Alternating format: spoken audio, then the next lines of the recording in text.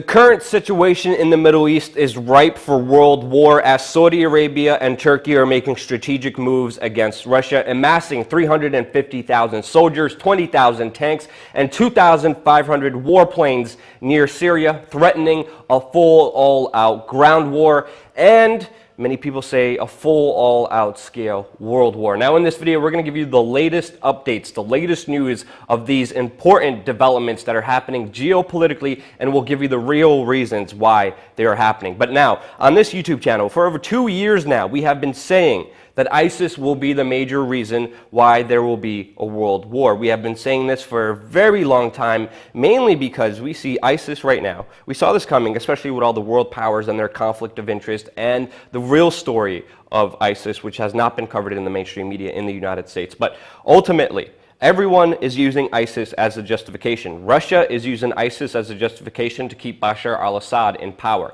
Saudi Arabia, Turkey, the United States are using ISIS as an excuse to get rid of Bashar al-Assad. Those are the major reasons why ISIS is the excuse, the justification for all the horrible deeds that are happening right now inside of Syria. Now we see Turkey and Saudi Arabia threatening Russia, pretty much amassing all their troops, saying, Russia, how will you respond? Russia and Putin responded saying, no, we are not backing down. If you want war, you will have war with us. We will not give up Syria to you. And of course, Putin is threatening world war on the global stage because of these latest developments, and that is incredibly, possibly true, especially with someone as hard-headed as Vladimir Putin. Now in this region, right now, Saudi Arabia decided to launch military exercises. They have not started the invasion, but they are doing exercises to prepare for a possible potential war. But this is a significant step because this is them stepping back. Not starting war, but threatening war in a more precise chess kind of made move. Russia is answering back because they're launching their own war drone. Southern Russia, pretty much threatening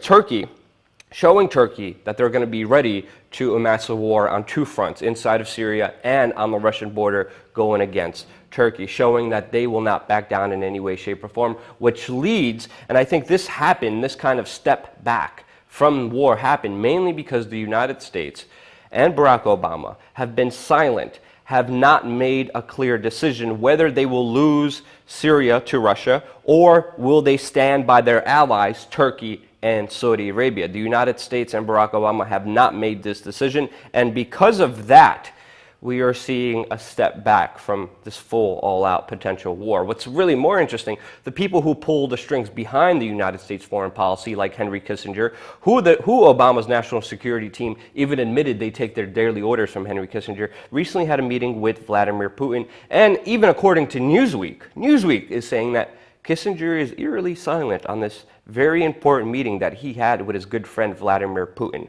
which shows you that there's a lot in the works and a lot still developing and a lot still breaking. Now obviously, Turkey is hell-bent on invading Syria. They want Bashar al-Assad gone. They want their own government, everything they can. They're looking for all the friends that they could to gain allies, and of course Saudi Arabia is one of them. But it's also important to know that Turkey's assault on Syria has already begun. Just last week alone, the Turkish government was pounding the Syrian Kurdish forces in the northern part of Syria to stop them from getting inside Aleppo. Now, of course, Aleppo is a rebel ISIS-controlled city, and now Turkey is stopping the Syrian Kurds from having a military victory inside of Aleppo because they don't want the rebels to be defeated. They want Assad gone, which again destroys the narrative that Turkey wants to get rid of ISIS, which they have been saying on the world stage.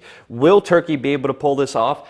Obviously, strategically with Saudi Arabia now, they are still at a disadvantage. Turkey is fighting on many fronts, including civil war inside of its own country with the Kurds. So right now, it is unlikely. We're seeing the rhetoric being rolled back by Saudi Arabia as they are launching these military drills. They are taking a step back mainly because the United States has not made any concise moves in this region. But also, very importantly, we are also seeing a lot of this having to do with oil. A few years back, before the revolution inside of Syria, Saudi Arabia was planning to build a pipeline through Iraq, through Syria, through Turkey, bypassing Russia into Europe and screwing over Russian sales of oil inside of Europe, making Europe dependent on Saudi Arabian oil. Before the revolution, the only country that has disagreed with this plan was Bashar al-Assad and Syria. Saudi Arabia then and Turkey and the United States have started financing rebel groups inside the region. Those rebel groups have turned out to be al-Nusra, have turned out to be ISIS, and there has been a massive civil war, a massive global war now inside of Syria. Oil had a huge impact. It was not the only reason why this global conflict is escalating on so many reasons, but if you look at the policy of Saudi Arabia, you could see oil being a huge factor since they are the biggest oil exporters in the entire world. And that's why we're seeing a conflict unfold between Saudi Arabia and Yemen right now. As we know, the United Arab Emirates, Kuwait, Egypt, Sudan, Bahrain, Morocco, Jordan, and Egypt, and Pakistan, along with the United States, along with the European Union, started a war inside of Yemen in order to, so quote, reestablish stability in that region. Well, of course, that was not the true reason at all, and because of Saudi Arabia's war on Yemen, we have 3,000 civilians who have been killed. We have 14 million Yemenis people facing food insecurity. 20 million people cannot have clean water. And many people in the International Humanitarian Criminal Court are saying that Saudi Arabia has been bombing civilian infrastructure, violating international humanitarian rights. Now, why is Saudi Arabia hell-bent on destroying Yemen and taking over the government in Yemen? Well, it's of course another pipeline that would bypass Iran and give Saudi Arabia the advantage against the Iranian government. And of course, that plan is being blown up because the Yemeni tribes members are actually blowing up the pipeline. But another interesting development we're seeing is that ISIS right now declared that its official currency is the US dollar. And a lot of this has to deal with the petrodollar. So ISIS right now, who has been financed, who has been trained, who has been armed by the US and its allies, are now implementing a new dollar-only rule.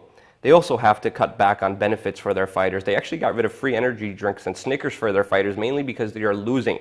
They're about to lose the entire war. ISIS is about to fall inside of Syria because of Russia, and Russia will gain that geopolitical strong region. And that's why we're seeing everything crescendo to the moment that it is right now, threatening a full all-out war, because no one wants to lose Syria, because there's so many geopolitical interests in that particular region. How will the United States respond? Will it be with Saudi Arabia? Will it be with Turkey? Will it let Syria fall to the Russians? We do not know, but we will keep you updated here on this YouTube channel, so definitely subscribe and stay tuned. I want to thank everyone donating $1 a month, keeping this fully independent news organization for you and by you. We are being censored by YouTube. We are being demonetized by YouTube, and the only thing keeping this operation going is you, and I thank you from the bottom of my heart for being here with us. Subscribe. We're going to have a lot more information coming here your way on youtube.com/wearechange.